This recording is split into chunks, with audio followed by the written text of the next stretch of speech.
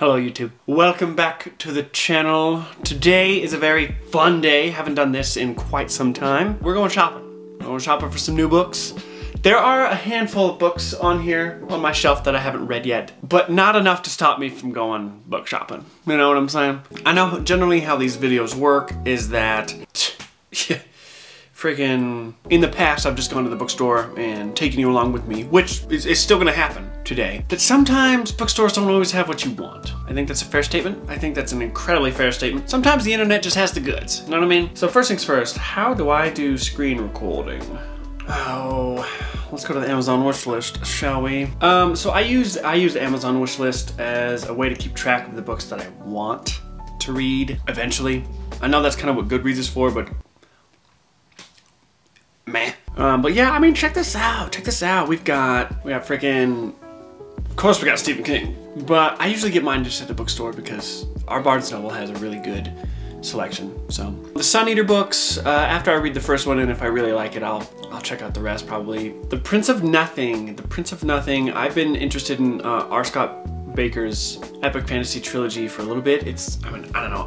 I'm interested in like historical fiction that reads like fantasy, but also fantasy that reads like historical fiction. I kind of like the merging of those two genres. And this sounds pretty up my alley. Oh gosh, what is that? Man Carrying Thing. He kind of got me into this idea of reading crime novels, and so I think I want to dip my toes into crime novels with Richard Stark's stuff. Yeah. We've got a host of things to look at. And if you ever do check out this list, please do not think that I'm wanting people to spend money buying me books. Like, this list is pretty much for me. If you feel like it, go for it. I say that because at the top of the list right now, there's some copies of some Tolkien stuff. I do not expect anybody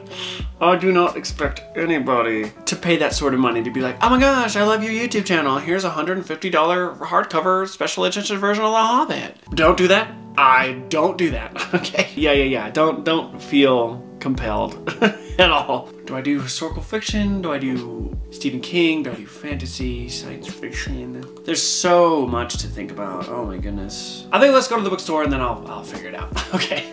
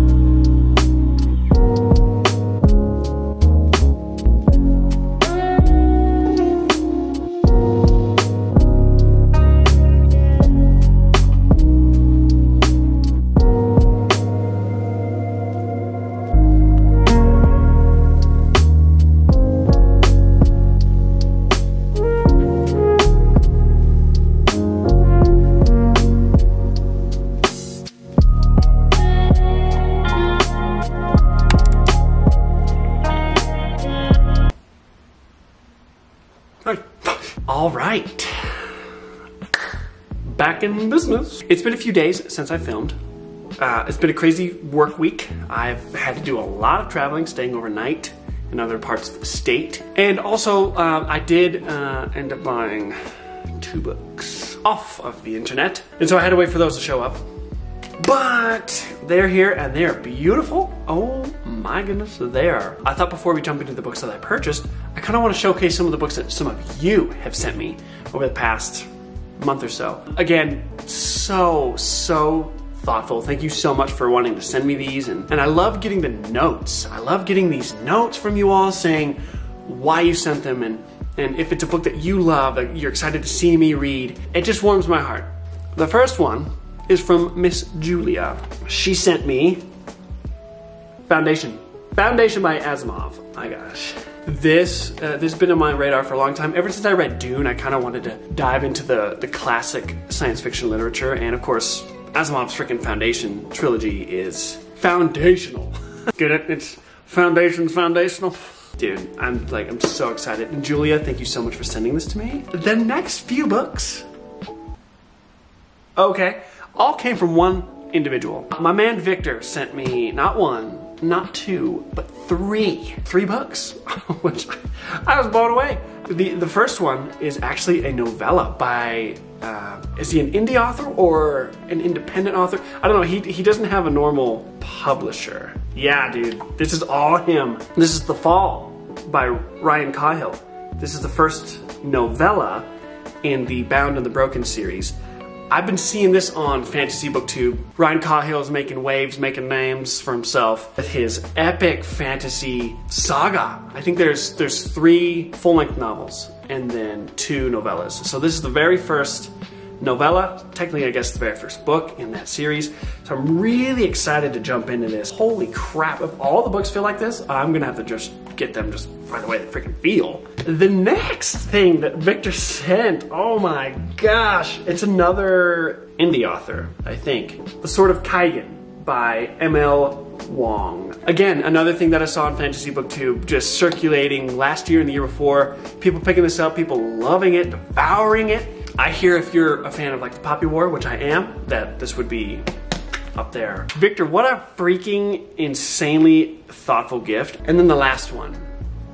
Oh boy, Victor, you outdid yourself with this. The Empire of Silence. The first book in the Sun Eater series. Science fiction, space opera, epic, nothing but good things. If you're a fan of Red Rising, I hear you'll love this, and I'm a huge fan of Red Rising. Thank you.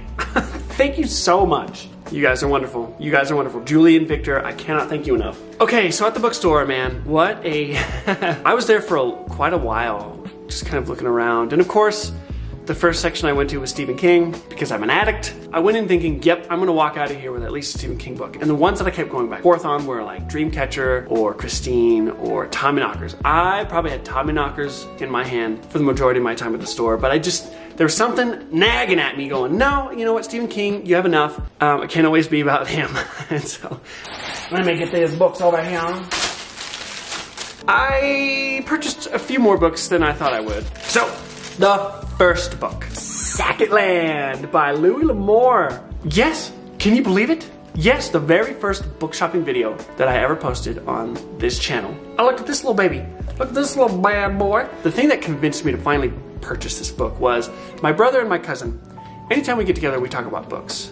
It's just so fun to have a lot of people that read books in your life because they give you so many good recommendations. And my brother is very big. His favorite ever is historical fiction, so he reads a lot of that. And then my cousin, he reads a lot of historical fiction as well, but he's also a big fantasy fan. Like, he loves Lord of the Rings, and he also loves mythology, so he reads a lot of that. But both of them, they talk so highly of this series, the Sackett series. This is the first book, I think, in like a 17-book series. And you follow the first follow is a man named Barnabas, and then 17 books later, we've followed all of his descendants and whatnot from England all the way to the American West over a span of, I don't know how many years. It starts in 1600 and ends in 1879. What? Dude, and they're all this size. I'm so excited for this because, I mean, this has treasure hunting, this has pirates, this has so much. And I hear Louis L'Amour is just one of the greatest authors, one of the greatest American authors of all time. The next book, I didn't go into the store thinking I would come out with this book, and I also have never, ever talked about this book on the channel, but this is an author that has kind of caught my attention for a while.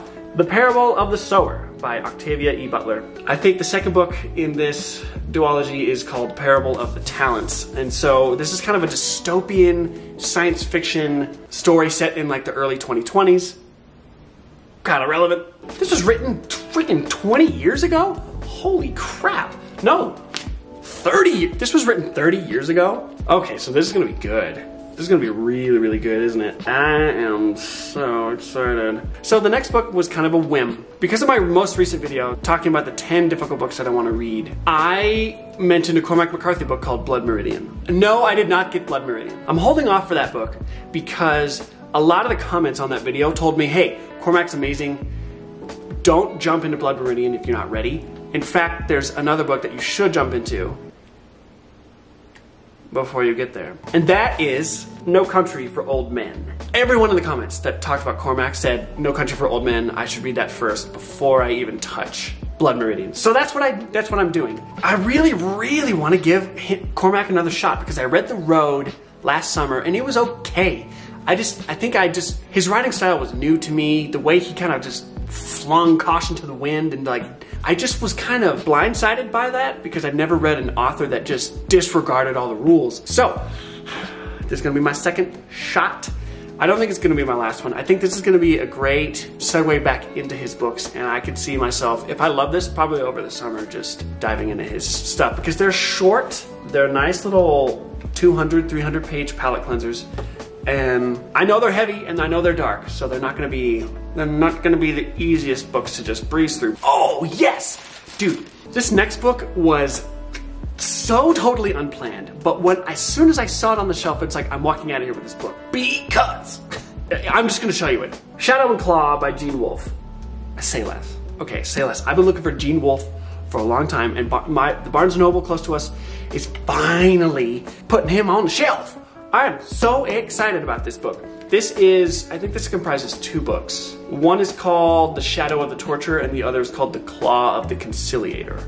I think this is a fantasy science fiction mix. And Gene Wolfe, the only thing that I know about Gene Wolfe is that he writes extremely complicated, like awesome fiction. And I've heard like anytime I hear like the great names of fantasy, the great names of classic fantasy, I hear Tolkien, I hear C.S. Lewis, and I hear Gene freaking Wolfe. So as soon as I saw this, I had to. I know there's a second book, or at least a second volume book that has the last 2 books in this series. I think it's a 4-book quartet. So this is gonna be my introduction to Gene Wolfe. I am scared because the Book of the New Sun, which is what this series is heralded as being extremely difficult. In fact, I almost included this on my 10 difficult books that I want to read video. So when I saw this, it was like, ooh, okay, I guess we're gonna do this now.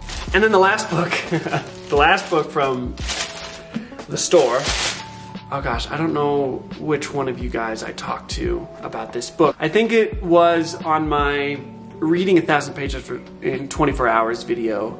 That kind of got the discussion of big books and 1,000-page books going on the channel, and somebody recommended that I read the series from Justin Cronin, The Passage. That's right, I finally have it. This is the first book in a trilogy called The Passage, I think. This is like a post-apocalyptic dystopian world. It kind of sounds a little like it took a little inspiration, maybe not a little, maybe a lot, actually. It took a lot of inspiration from Robert McCammon's Swan Song, which, yes, I have read Swan Song. It sounds similar. It sounds like the world goes to crap and the only one who can save it is the young female protagonist who somehow either has powers to be able to change things or she has the ability to fix everything. And I loved Swan Song so much that I think something like this would be up my alley. So I'm gonna give Justin Cronin a shot. I've heard good things about The Passage and it looks like it's soon to be a Fox TV series, if it isn't freaking already. These are what we got at the store. Yes, yes. But there's 2 books we gotta talk about. Those are the books that I purchased from the internet. These are actually the 2 books that I originally had intentions to buy anyway for this video. They're the whole reason this video is happening, because I wanted these 2 books. The first of those is something I'm incredibly excited for. I first heard about this series and this author from Man Carrying Thing. If you watch him often, you're bound to get something incredible recommended to you. He has been, if he's not finished with it already, but he's been reading this really long series known as the Parker novels by Richard Stark. And there's the first one, The Hunter by Richard freaking Stark. This is the first book in like a 24-book series. It's crime fiction. It's like noir crime, but instead of following the main character that's usually like a detective or a cop or something, we're following a thief. But he's also a sociopath. And so the main character that you follow in the crime novels is the criminal. I'm sure he's not the first to do it, and I'm sure he's not gonna be the last to do it, but that sounds up my alley. And look at how small these are. This is a palate cleanser if I've ever seen one. The last and final book is yet another indie author that I think I looked it up on YouTube. There's only been one creator to talk about this book. And then I've only ever seen one other person on my Goodreads feed reading from this series. And this is a series, you know, when I first got the app of Goodreads, like back in 2022, this is a series that was recommended to me by Goodreads itself.